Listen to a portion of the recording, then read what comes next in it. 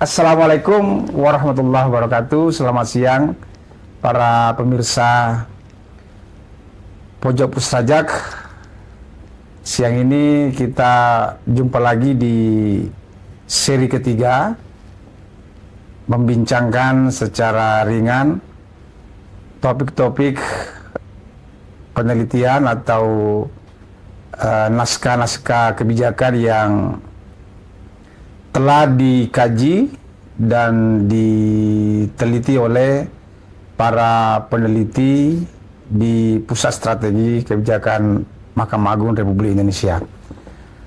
Siang ini kita akan mendiskusikan dan mengobrolkan seperti apa strategi atau rencana program Mahkamah Agung terkait, ini penting nih, terkait dengan bantuan hukum bagi hakim dan aparatur sipil negara di lingkungan Mahkamah Agung Republik Indonesia. Nah, siang ini alhamdulillah kita bersama dengan koordinator penelitinya tahun lalu ya? Tahun lalu, 2025. Mas Zaki. Selamat siang Mas Zaki. Selamat siang Pak Irfan. Sehat? Alhamdulillah baik Pak. Mas Zaki ini hari ini padat sekali, jadi beliau ngajar kemudian meneliti. Jadi beberapa topik penelitian juga pernah dikoordinatori oleh Mas Zaki ya. Siap. Jadi judulnya itu apa Mas Zaki? Judulnya adalah Naskah Urgensi tentang rancangan peraturan Mahkamah Agung tentang pedoman pemberian bantuan hukum bagi hakim dan ASN di lingkungan Mahkamah Agung dan Badan Peradilan di bawahnya. Oke, wis keren ini. Jadi kira-kira sekilasnya itu seperti apa sih sikap dan apa ya respon ya Mahkamah Agung kalau ada hakim atau ASN yang terkena atau terkendala, bukan terkena, terkait ya, terlibat dalam masalah hukum. Jadi penelitian yang dilaksanakan 2025 yang lalu ini Mas Zaki ini sebenarnya saya panggil Uda biasanya karena orang Minang ya. Orang Minang asli. Orang Minang asli. Uda Zaki panggilannya. Apa sebenarnya yang kondisi existing ketika itu, masih kondisi sekarang ya, terkait dengan kebijakan perlindungan atau bantuan Mahkamah Agung terhadap hakim dan ASN itu model awalnya seperti apa, Mas Zaki? Baik, terima kasih Pak Irfan atas waktunya. Ya. Ya, jadi sebenarnya latar belakang dari kenapa kemudian Pusrajak mengadakan kajian ini itu sebenarnya adalah arahan dari pimpinan kita dari Mahkamah Agung melalui rapat pleno kamar di tahun 2024. Nah, di sana 2024 ya? 2024 yang diadakan di akhir tahun 2024. Nah, di sana ditegaskan bahwa Mahkamah Agung harus menyusun satu rancangan peraturan tentang pedoman pemberian advokasi awalnya. Oh, judulnya advokasi. Awalnya advokasi. Ya. Tapi setelah kita rapat waktu itu, rapat penentuan judul, ada arahan dari Ketua Kamar Pembinaan yang mulia Samsul Ma'arif, bahwa kata-kata advokasi dirasa terlalu beririsan dengan advokat. Jadi kemudian diperbaiki, menurut beliau diganti dengan kata bantuan hukum. Bantuan hukum. Nah, kenapa kemudian kami merasa perlu diadakan kajian ini? Karena selama ini sebenarnya memang sudah berjalan pemberian bantuan hukum di Mahkamah Agung. Ya. Utamanya dilakukan oleh Biro Hukum dan Humas. Ya, Biro Humas ya. Biro Humas. Ya. Nah, selama ini tapi hanya mencangkup apabila ada Mahkamah Agung secara kelembagaan ataupun pimpinan Mahkamah Agung yang digugat. Ya, saya sering mengalami juga itu. Nah, kemudian diutuslah nih hakim-hakim justisial dari Biro Humas untuk kemudian menjadi kuasa hukumnya. Kuasa hukum dari pimpinan Mahkamah Agung. Dan itu sudah berjalan dari 2016 sebenarnya. Tapi permasalahannya bahwa hal ini tidak menyentuh kepada para hakim dan ASN yang ada di pengadilan. Jadi masih hanya menyentuh di lingkup pimpinan kita. Padahal secara statistik itu banyak sekali hakim-hakim dan ASN di lingkungan peradilan yang mendapatkan permasalahan hukum, baik secara perdata, pidana maupun tata usaha negara, maupun ada misalnya sengketa informasi dan lain sebagainya. Nah, karena selama ini sudah dijalankan tugas itu walaupun sebagian, tapi belum ada payung hukumnya, belum ada aturan yang mendasari di Mahkamah Agung untuk melaksanakan bantuan hukum, maka salah satu kendala juga di anggaran. Anggaran. Ya, karena aturannya nggak ada. Karena aturannya nggak ada, maka mata anggarannya tidak ada nih. Jadi utusan-utusan dari Biro Humas ini ketika mewakili pimpinan Mahkamah Agung untuk bersidang, itu tidak ada anggarannya terkadang, sehingga kemudian ini menjadi kendala juga, apalagi terkadang digugatnya ini di pengadilan yang jauh di pelosok Indonesia. Misalnya kemarin ada kasus di Pariaman atau di Bengkulu. Nah, itu untuk mencapai ke sana kan butuh perjalanan dinas yang membutuhkan anggaran, sedangkan anggarannya tidak ada.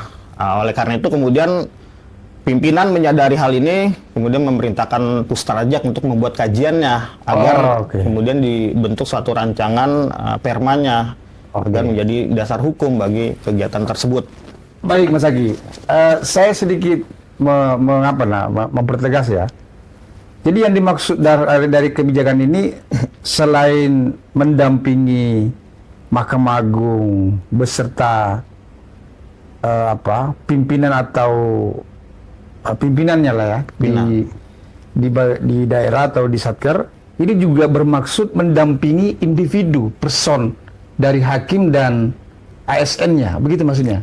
Ya, tujuannya ada seperti itu, tapi ada batasannya sebenarnya. Batasannya adalah ketika dia mendapatkan permasalahan hukum saat menjalankan tugas kedinasan. Jadi kalau permasalahan-permasalahan hukum yang sifatnya pribadi, itu misalnya hakim ditangkap karena suap, itu boleh nggak itu? Itu ada debatable sebenarnya. Karena kan peraturan mengenai pemberian bantuan hukum ini tidak hanya ada di Mahkamah Agung ya, yang baru kita rencanakan ini, tapi di kementerian-kementerian lembaga lain itu sudah ada sebenarnya.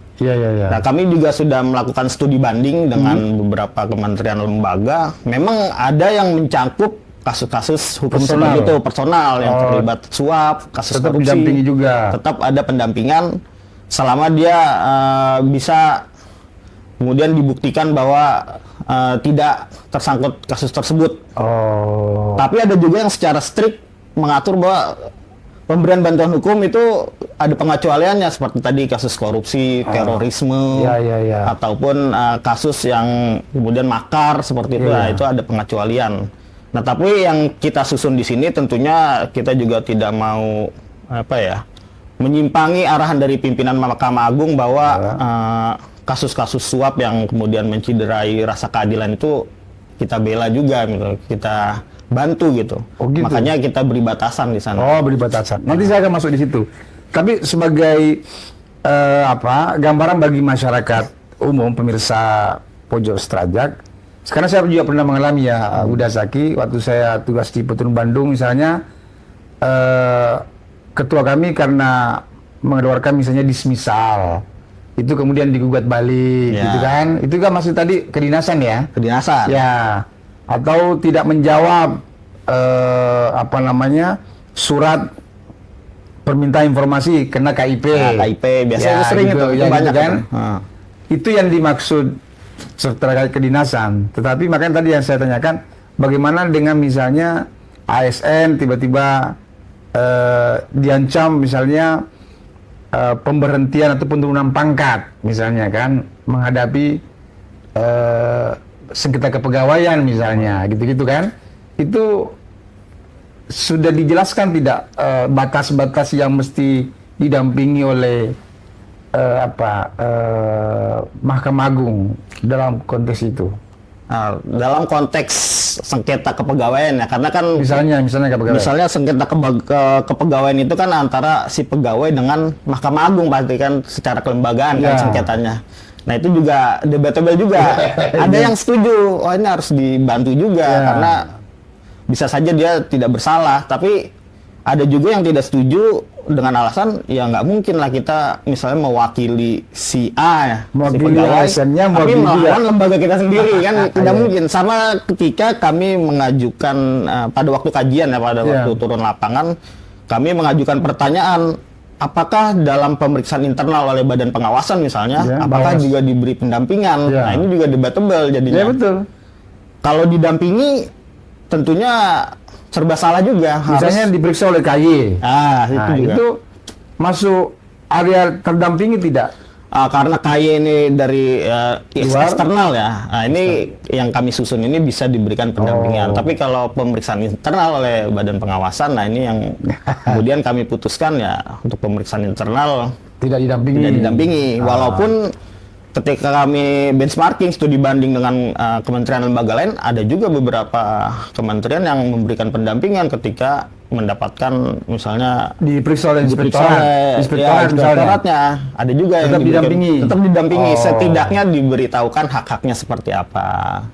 Jangan sampai dia tertekan secara psikis ketika diperiksa. Seperti itu. Mas Zaki, dengan tim waktu 2025 itu turun di Satker atau daerah mana saja, Mas? Ambil data respondennya. Ya, kami kemarin menentukan ada 3 wilayah yang kita jadikan sampel untuk kajian ini. Yang pertama tentunya di Jakarta. Karena selain banyak kasus-kasus yang menimpa hakim ASN ya, termasuk yang terakhir kasus Rasman Nasution.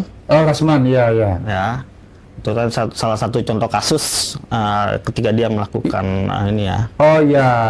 Dan tentunya kan dalam kasus itu ketika ketua pengadilan atau hakim yang majelis hakimnya melaporkan kan tentunya harus ada yang mendampingi, walaupun ya kita tahulah kapasitas seorang ketua pengadilan negeri di Jakarta kan pasti secara ilmu sudah tinggi, tapi tetap perlu ada pendampingan sebagai kuasa hukum gitu ya. Nah, terus agar tidak mengganggu jalannya tugas sehari-hari.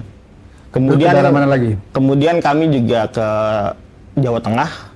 Di Semarang, PN Semarang, Ungaran, Ambarawa dan beberapa tempat lain. Kemudian yang terakhir kami ke Sumatera Barat. Karena memang PN itu. PN. Kami sebenarnya fokusnya itu ke PN Pariaman karena itu kasus yang masih fresh.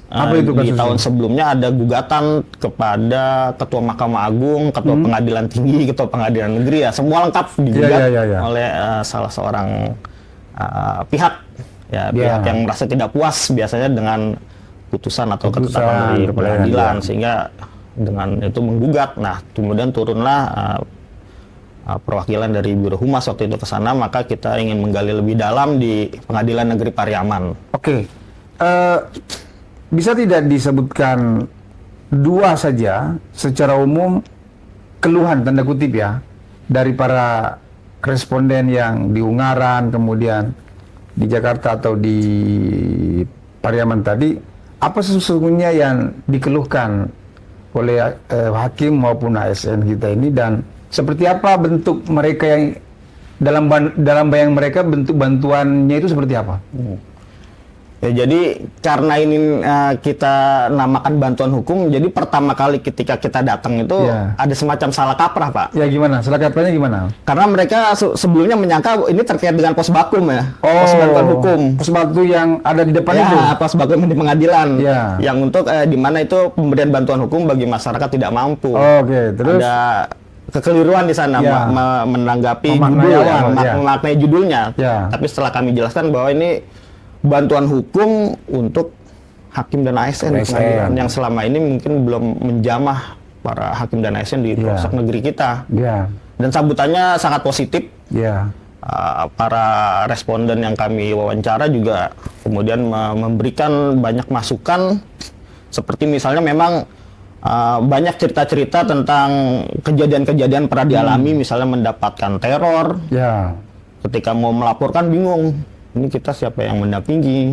Padahal konteks teror itu ketika dia melaksanakan tugas karena menjadi majelis misalnya. Menjadi majelis.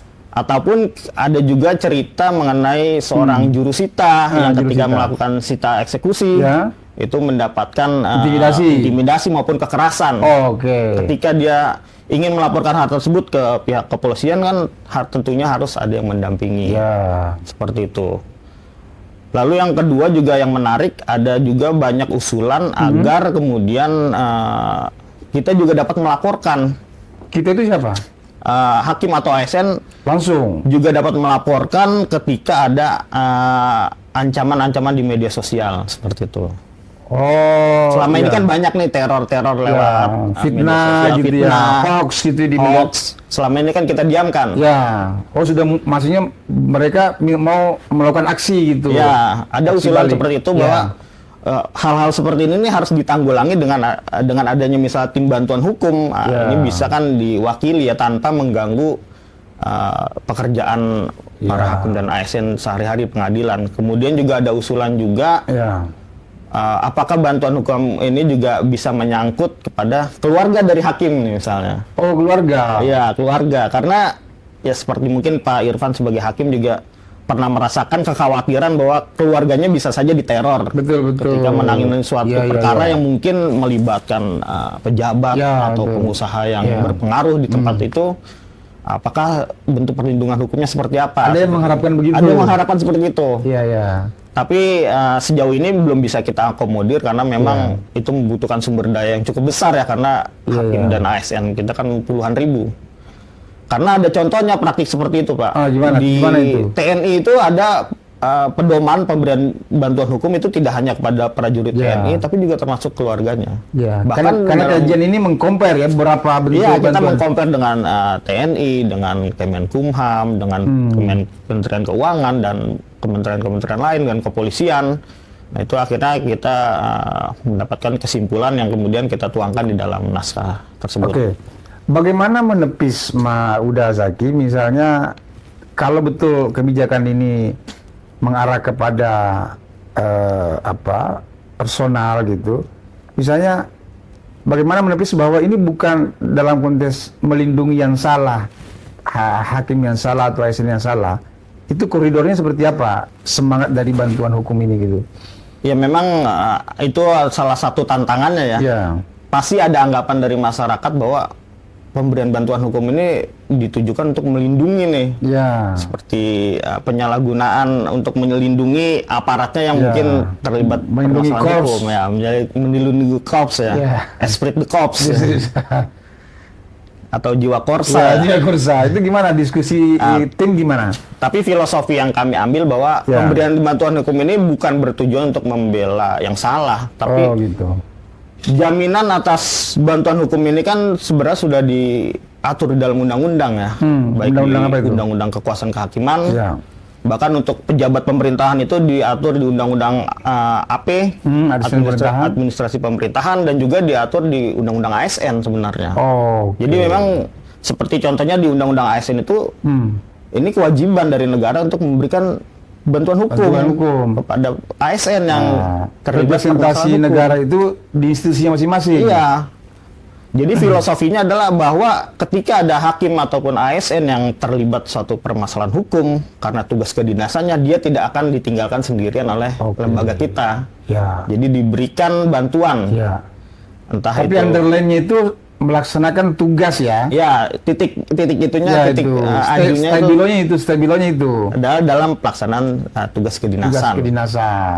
Apabila di luar hal tersebut permasalahan pribadi, misalnya dia ribut dengan tetangganya karena masalah pagar, atau dia selingkuh misalnya kan. Itu di luar itu ya. Di luar. Itu harus tegas itu ya. Jangan pula nanti. Iya. Kalau kayak gitu ntar semua mengajukan ya. Repot juga kita. Jadi akhirnya itu arahnya ke Raperma ya. Waktu itu produknya Raperma. Karena memang melibatkan pihak luar ya, karena kita memberikan bantuan hukum itu pasti berhadapan dengan pengacara dari pihak lawan kan, dan juga kepolisian ketika dalam tahap penyidikan maupun penyelidikan kan, misalnya didampingi. Kalau tadi di awal existingnya itu kan Biro Humas yang melaksanakan pendampingan, dan itu pun pendampingan biasanya Mahkamah Agung digugat, kemudian di bawahnya Ketua Mahkamah Agung misalnya sekretaris, dirjen, itu kan. Nah di Raperma ini forum atau badan mana yang akan mengambil alih? Apakah ada biro khusus lagi atau ada semacam apa yang atau masih di bawahnya Kabiro Humas? Kami konsep tetap di Biro Hukum dan Humas sebagai pembinanya ya. Tapi kemudian kami coba konsepkan bahwa di setiap wilayah hukum ya, di tingkat provinsi itu ada tim bantuan hukumnya sendiri. Oh, terdiri dari gimana susunannya? Jadi susunannya secara ex officio ketua tim bantuan hukum di tingkat provinsi itu dijabat oleh ketua pengadilan tinggi. Ketua pengadilan tinggi umum maksudnya ya? Ya, ketua pengadilan tinggi umum di provinsi tersebut. Ya. Jadi kalau kita hanya mengandalkan biro hukum, biro humas kan tidak mungkin secara SDM ya. Ya tadi jangkauannya luas. Nah, untuk memperluas jangkauan maka kita usulkan adanya pembentukan tim bantuan hukum di tingkat provinsi, di mana melibatkan 4 lingkupan peradilan. Walaupun misalnya ketua tim bantuan hukum secara ex officio dijabat ketua pengadilan tinggi, tapi juga melibatkan dari pengadilan tinggi agama, pengadilan tinggi tata usaha negara jika ada, kalau tidak ada berarti pengadilan tata usaha negaranya dan juga pengadilan militer. Jadi saling melengkapi. Masuk semua di situ. Masuk semua di dalam situ. Itu kita konsepkan di dalam aturannya seperti itu, Pak. Jadi yang secara daily taktis nanti ke misalnya ke kepolisian kalau di tahapan penyelidikan atau ke ruang sidang ketika mulai persidangan itu siapa? Nanti dari ketua tim bantuan hukum di tingkat provinsi nanti akan menunjuk anggota tim bantuan hukum, bisa dari unsur hakim ataupun dari unsur kepaniteraan hukum misalnya.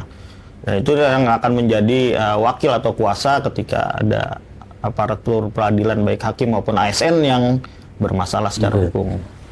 Kita masuk ke materi Raperma yang Mas udah kira-kira yang menonjol di situ. Misalnya seperti apa klaster model-model bantuan yang tentunya kan ada yang sifatnya litigasi, non litigasi mungkin begitu ya? Ya, dibagi menjadi gimana kira-kira jadi gambarannya itu seperti apa?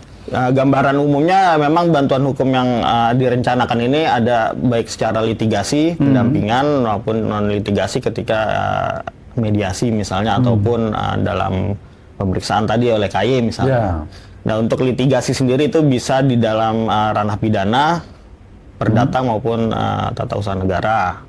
Sedangkan untuk non litigasi itu bisa di tadi pemeriksaan internal ataupun misalnya ketika ada penyidikan atau penyelidikan atau mediasi. Nah, ini bisa menjadi kuasa dari si yang bermasalah dengan hukum tadi. Termasuk misalnya memberikan pendapat hukum itu enggak? Bagian itu tidak? Ya ada untuk memberikan pendapat hukum. Nanti tim ini akan membantu si penerima bantuan hukum untuk memberikan pendapat hukum. Minta penegasan saja udah sakit. Jadi kira-kira yang terumuskan di situ apa pelanggaran atau jenis tanda kutip kejahatan ya yang secara ekstrim itu dipastikan tidak bisa didampingi gitu. Kemarin yang kita masukkan itu adalah perkara pidana terorisme dan makar. Itu absolutely tidak bisa karena jelas-jelas sudah melanggar sumpah jabatan kan seperti itu, makar dan terorisme. Tapi di luar itu masih dimungkinkan. Untuk kasus korupsi sendiri yang seperti tadi saya katakan debatable, kita menggunakan praduga tidak bersalah ya dalam perkara korupsi di mana walaupun mungkin ada dugaan dia melakukan kasus korupsi, tapi tetap kan hak seseorang itu untuk mendapatkan bantuan. Walaupun dia misalnya melakukan tindakan menyimpang secara hukum, tapi haknya itu kan tidak terlepas, tetap diberikan hak bantuan hukum. Walaupun mungkin bantuan hukum ini bukan pembelaan, tapi hanya memastikan si tersangka ini atau yang terlibat permasalahan hukum ini mendapatkan hak-haknya secara adil. Hak hukumnya ya, karena itu juga bagian dari pelindungan asasi kan. Hak asasi manusia juga. Jadi kedepannya berarti ada ini ya, kalau betul ini disetujui ya, setujui, ada semacam perubahan format ya ketika ada hakim yang dalam persoalan hukum atau terlibat dalam sebuah kasus, katakanlah misalnya tadi penangkapan atau tuduhan hoax misalnya, itu dipastikan sudah bisa langsung didampingi oleh pendamping di provinsi tadi ya. Ya tentunya dengan ada beberapa persyaratan. Nah, gimana persyaratannya Pak? Ya tentunya dia harus mengajukan secara resmi. Harus mengajukan ya? Yang ditujukan ke tim bantuan hukum dan ditembuskan ke Kepala Biro Hukum dan Humas di Mahkamah Agung seperti itu. Dan juga ada kriteria tadi. Coba. Yang tadi misalnya bukan makar, bukan terorisme. Dan itu terkait kedinasan. Nah itu kriteria itu nanti yang menjadi dasar penentuan apakah orang ini berhak mendapatkan bantuan hukum. Bagaimana mengantisipasi mungkin ini nanti bukan ya saling inilah mungkin ya saling mendukung ya. Misalnya nanti ini kan RUU jabatan hakim lagi digodok nih ceritanya nih. Kemudian mengatur juga soal itu. Itu apa sempat tidak dipertimbangkan ketika norma-norma bantuan ini juga terakomodir misalnya di undang-undang jabatan hakim atau malah contempt of court misalnya. Gimana itu penjelasannya Mas Agus? Nah ini tepat sekali nih Pak Irfan. Karena sebenarnya perma bantuan hukum ini terkait erat dengan contempt of court ini. Gitu. Ketika ada hakim atau lembaga peradilan yang kemudian mendapatkan pelecehan ataupun semacamnya, tentunya si hakim ini tidak serta-merta dia harus mengikuti persidangan yang panjang seperti itu. Tentunya harus ada yang mewakili agar tugas-tugas utamanya tidak terganggu. Nah ini kaitan eratnya nih bantuan hukum ini dengan contempt of court tadi. Seperti kemarin yang tadi saya contohkan yang di kasus PN Jakarta Utara kasus Rasman Nasution. Itu Jakarta Utara ya. Jakarta Utara. Itu kan akhirnya dilaporkan kan. Tapi waktu itu tidak ada tim bantuan hukum yang mendampingi kan, tapi yang melaporkan hakimnya gitu. Atas persetujuan dari Dirjen waktu itu. Kalau tidak salah dari KPT-nya yang memerintahkan untuk melaporkan. Nah, jika sudah ada tim bantuan hukum kan langsung turun nih tim bantuan hukum. Jadi tidak perlu lagi menunggu berlama-lama ya kasus-kasus seperti tadi adanya penistaan terhadap peradilan atau terhadap majelis hakimnya ya langsung tim bantuan hukumnya yang turun yang akan kemudian menjadi kuasa dari si majelis hakim tadi yang kemudian mendapatkan contempt of court tadi. Seperti itu Pak. Tapi secara administratif tadi kan tetap harus bermohon juga ya? Tetap ada permohonan. Tapi permohonan gitu ya? Bisa diajukan secara online. Gitu. Jadi ntar ada tim khususnya yang kemudian menangani secara online permohonan tadi. Dari segi kapasitas Humas sekarang berarti kan ada tim Humas masalah yang terlibat ya, Pak Panca waktu itu ya? Ya, Pak Panca. Ya. Itu ada yang berubah total tidak secara internal Biro Humas kalau betul kebijakan ini diimplementasikan? Apa yang mesti direspon oleh Kabiro Humas? Sebenarnya tidak ada perubahan secara tugas dan fungsi, tapi harus ada penambahan struktur sebenarnya di dalam Biro Humas. Karena kan selama ini kalau tidak salah itu dia nempel di bagian perundang-undangan ya di kabak. Perundang-undangan ya. Nah, harusnya ada kabak sendiri.